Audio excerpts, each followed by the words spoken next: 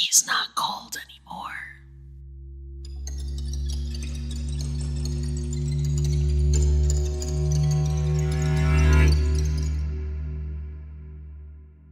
You don't know the cold as I do. I'm cold. Probably colder than anybody who may have functionally existed. It astonished doctors when they performed various tests to see my body temperature at a steady 94 degrees constant. It didn't matter what treatment they gave. I could never become warmer than 96 on a summer day. It was acute anemia, they said. A bad case that warrants a lot of supplements to help me stay not freezing. Mom always made sure to pack me extra nuts in my lunch too, not that they helped. I didn't mind extra cashews, so I never protested. As I entered the kitchen, there she was, scooping them into a plastic bag. Father sat at the table sipping his coffee with dark bags beneath his eyes. The shadow of his facial hair told me just how tired he was. Dead. A groggy groan escaped his cracked lips as he looked up at me with bloodshot eyes. "Geez, did you even sleep?" I started. He groaned in response. It was apparent he hadn't slept much, if at all, by my experienced guess. "Work's been keeping me up. Gotta go into the office early today. At least it's not snowed in like it was last week." Just briefly, I felt as if my cold temperature was minuscule compared to my father's insomnia. I hated being ill-rested. It happened enough with how cold I got at night, but my heated blanket was enough to settle that issue. "It's the small blessings that count, dears. Both of you should be thankful for your respective blessings," Mom chimed in. Her positivity always lifted the dreary undertones Father and I had a knack for conjuring. I cleared my throat and approached the counter, grabbing the lunch bags as I passed Mother. "Well, I can't disagree with you there. Still, having to wear 2 jackets beneath my winter coat sucks," I said. As the morning wrapped up, I headed out the door hesitantly. The brisk cold instantly stabbed me with daggers, causing me to shiver through my bulky clothing. With reluctant steps, I made my way to the bus stop. Despite my shivering, I was able to text my friend to meet me there. Carlos responded swiftly with the OK emoji, and I hurried to the bench. It was already stacked with people waiting to take their morning commute into town. All the better for me to use them as a shield from the wind. As I stood waiting for the bus, I felt icy palms cut my ears through my beanie. I let out a yelp, prompting a laugh from a familiar voice behind me. "Sup, Johnny boy? Check it. Mom made peppermint cocoa and I brought the thermos for us," Tyson spoke from behind me. I frowned, swatting his hands away as I grumbled under my breath, but my frown immediately upturned. Tyson's unsavory greeting was alleviated by the mention of his mother's peppermint cocoa. I loved whenever I got to have it, and I readily forgave him. The two of us sat there enjoying the hot drink until the bus arrived, where we scrambled inside and paid our fare. We promptly sat, and Tyson nudged me with his elbow before he nodded in the direction of a homeless man who entered. "Smells bad now," he muttered. He tried holding back a laugh at the lady who evacuated from her seat that was next to the man. I rolled my eyes, licking my lips as I brushed the thought off. The man likely just wanted to escape the cold, as the day was a brisk -10 degrees Celsius out.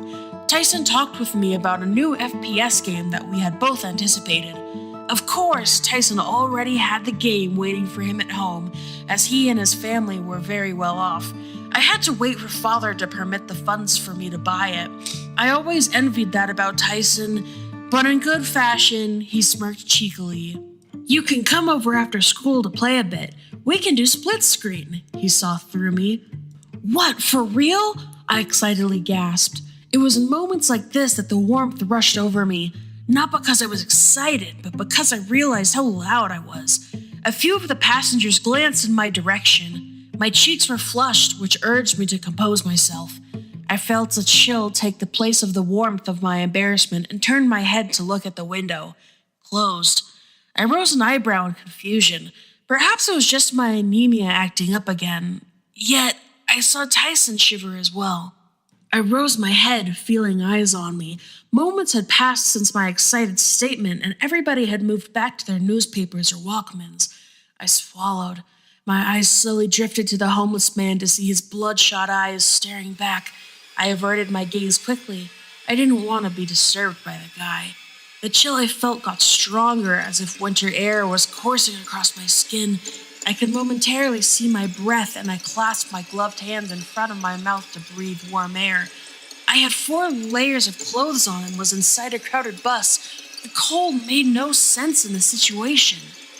The PA of the bus sounded, having announced the next stop that approached. I don't know what compelled me to do so, be it my stupidity or curiosity, but I glanced back over at the man. I saw his eyes staring at me still. However, his gaze was wide with fear. He looked like he had seen a ghost. His hand was planted on the wire that triggered the stop requests. Why had he requested a stop? Whatever had him spooked had to be more repulsive than the chilly air that waited for him outside. The longer I stared back, the colder I seemed to feel. My ears rang, which sounded more like rattling. I winced while the noise grew more intense. I felt a bit alleviated after a few moments and returned my attention to the man. I saw he had made his way down the aisle. Grunts of panic were coming from him as he shoved past people. The moment the bus came to a stop, he bolted out of it, which startled the various patrons. Moments later, when the bus moved again, I felt the cold spell suddenly leave. It was as abrupt as when it began. "Yo, Smelly left in a hurry. What was his problem?" Tyson chimed in. I thought he was making light of the situation at first, but his facial expression suggested differently. Confused, but genuinely concerned. We spent the rest of the ride discussing it, only stopping when we arrived at our stop. I kept the occurrence earlier in the back of my mind, unable to really make sense of it. However, I didn't have much time to think about it as Tyson and I met up with friends. "Iceman," one jived. Of course, it was a nickname I adopted with how cold I usually was. I furrowed my brow in amusement when he touched my hand and recoiled performatively. I couldn't help but snicker and playfully raised my finger to touch him. It was all in good fun since we all had joke names for each other. Jeremy, for instance, was Burger Man due to one time when he sloppily ate a cafeteria burger and stained his shirt. We marched through the halls and filled them with banter. I had suppressed the memory of the man on the bus when it was time for class. An uneventful day, really. More jokes, boring assignments, etc. That was until it was time for PE, where I had to part with my layers and opt to wear the school-provided tracksuit. It offered minimal insulation for me and my condition, and the coach never was privy to my excuses. We at least got to exercise inside the gym on account of the field being frozen. "Yo, Johnny," a voice called out. A tall, lanky boy approached me from across the gym floor, my friend Harris. "I'm freezing my ass off here," I spoke out between my chattering teeth. "Huh, never would have guessed, dude," Harris swore. "Mind if I have your jacket?" I pleaded. He rose a brow before he snickered. "Hell no, it's cold for me too. Besides, it'd be a biohazard for you to wear this with how badly I sweat in it yesterday." I broke into laughter. Harris had a way of making even a rejection hilarious. "I'll remember that the next time you ask for my cashews, palm tree," I playfully sneered. While we bickered, Coach Natter stomped his foot. Harris and I stood at attention as roll call began. During drills, I felt an onset of the same tinnitus I experienced earlier. I shook it off at first and tried to ignore it. The exercises warmed me up just a bit, thankfully. It wasn't too bad overall. First, while we ran numerous laps around the basketball courts, I froze in pain. The tinnitus returned with a vengeance, or so I chalked it up to tinnitus. Instead of ringing, I heard clicks, rattles. It was like a rattlesnake was next to my ear, ready to strike at any moment. "Johnny," called Coach Natter. However, I was too occupied with the tinnitus, which caused me to double over, clutching my head in pain. My pale lips quivered and icy breath left them as cold ensued once more. I glanced up at Coach Natter, who approached after he saw my concerning response. He pressed a firm hand to my back. A sigh left his lips before he spoke. "All right, head on to the nurse's office. Change before you go. Harris, make sure he gets there, then come back." I didn't need to be told twice, so I cobbled myself together to go change. Harris and I were heading to the nurse's office when the cold coursed through me again, albeit I was layered up in the side of the building. I assured Harris I'd be fine and just needed my medication and rest. He left with a concerned look on his face. It was strange how badly my condition was acting up today. I'd live, but it was certainly very uncomfortable. I didn't like the cold, no matter how much I was acquainted with its grasp on my life. Nurse Black told me to lie down and take my medication, a formality of the medical record she had read upon my admission. I was comfortable for the most part. My bulky clothing had 2 hoods, which served to cushion my head alongside the black luster head cushion provided. I closed my eyes for a bit and waited for the meds to kick in, but that chill never left. I peeked my eyes open, the shade-filled room with the privacy curtain closed. I grew colder and colder, as if a blizzard had formed on my skin, regardless of the layers I had on. The surrounding air was freezing, and I could see puffs of my breath with each exhale and shiver wildly. Darkness. The lights flickered off to leave me in the dark. Goosebumps formed, and I shut my eyes. Just a blackout. Relax, Johnny, I repeated to myself silently. Just as I reached the 5th iteration of that statement, cold wind brushed my face and soft hiss filled the silence. I opened my eyes again and a glowing vermilion gaze dazzled in the dark. They were neither human nor animalistic, something alien entirely, predatory and iridescent. They beamed into me with a light rattling sound that resembled my tinnitus. I froze in paralysis, my mouth agape as I choked out gasps. It grew closer to me, and the rattles were increasing in volume as they neared. Something akin to a maw opened, and luminescent pearl-white fangs greeted me with a sinister gesture. I let out a yell as it lurched forward. The light flickered on, and I came face to face with the dull blue privacy curtains, faded and ragged. I had never been so relieved to have such a plain view. Nurse Black peeked the curtain open with a raised brow. Her expression explained her concern for my outburst. My breath was still jagged from earlier, and my pale lips were dry and cracked from the cold, dry air that sapped moisture from them. I must have been quite the sight for her. You good, Johnny? I swallowed, then responded. Did the power go out a moment ago? She stared in silence for a moment, then shook her head no. I really must have been going crazy. I didn't bother going on a diatribe about that thing I saw. I couldn't handle further ridicule. It was dark, and it got colder all of a sudden, I squeaked out. Nurse Black sighed, running a hand along her temple before gesturing to the phone. Clearing you to go home, you may need more help than just your meds and rest. I was sent home. Of course, Mom wasn't happy to interrupt her chores around the house to deal with my cold spell. However, she composed herself with the patience of a monk. The ride home was quiet and uneventful, and I found myself buried beneath my heated blanket within minutes of arriving home. The heater blew generously, and a toasty environment soon enveloped me. Warm at last, I napped the afternoon away and only exited my bed when it was time for dinner. My favorite, steak. Dad grilled it up after Mom prepped it, and we enjoyed a nice dinner. I had never been warmer between the food and our home, a nice retreat from the abysmal weather. The day started terribly, but was ending well enough. Regardless of the fact I went home early, I still had quite the pile of homework to attend to. I stayed up late, whittling my way through it. The moderate difficulty of the work was subsidized by the tedium, and eventually the cold of night crept in.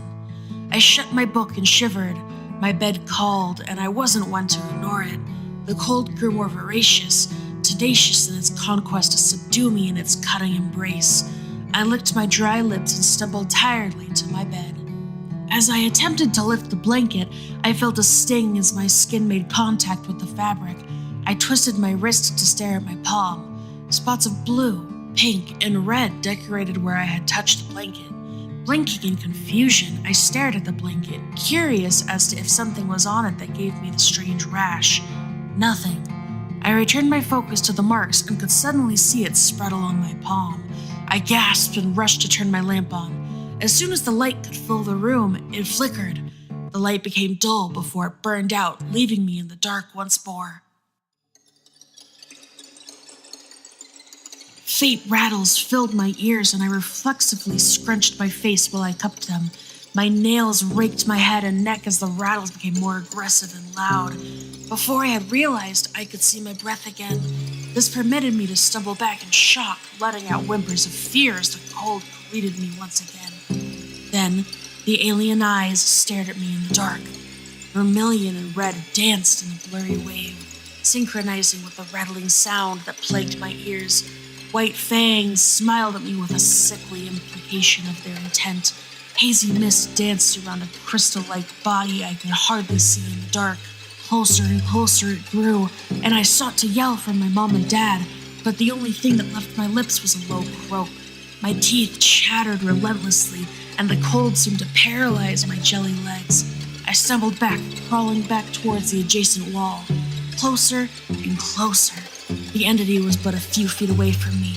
The pale moonlight illuminated the left side of my body, and in the shadow, cool tones shined. I looked down at my arm to see that the markings made their way up it, cold to the touch and numb. Mortified, I turned my sight to the creature. It rattled, now directly in front of me. It stared through me, maybe assuming my helplessness as an invitation. I let out the loudest croak I could muster, straining my throat while I contorted my face. I felt an icy presence envelop my entire body, left to right. The creature pushed against me, its icy muzzle melded into my face as I turned my head. All the while, I croaked in pain and discomfort. Dagger shot through me and an insidious chill consumed my body. First, my arms and shoulders became numb, then my chest and torso, and finally my legs. My face contorted in pain, albeit only my right side responded. I couldn't feel the left side anymore, let alone see or hear with it. An indeterminate amount of time passed, and I could only think of one thing: cold.